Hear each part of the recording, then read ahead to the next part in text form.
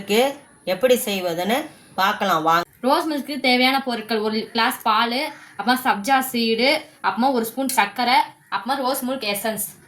காசின பாலை ஒரு கிணத்துல ஊற்றிக்கலாம். சப்ஜா சீடு போட்டுக்கலாம், 2 டீஸ்பூன் போட்டுக்கலாம். சர்க்கரையை போட்டுக்கலாம். தேவையான எசன்ஸை ஊற்றிக்கலாம்.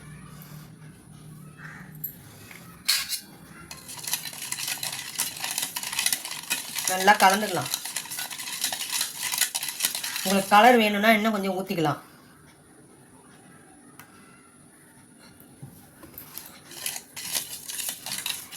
வெயில் காலத்துக்கு குடிச்சு பாருங்க, செமையா இருக்கும்.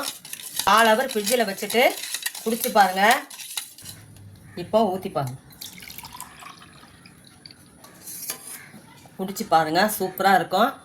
இதை செஞ்சு பார்த்துட்டு நன்றி, வணக்கம். எங்களுக்கு ஆதரவு கொடுங்க, சப்போர்ட் பண்ணுங்க. மேலும் மேலும் உங்களுக்கு வீடியோ வரும்.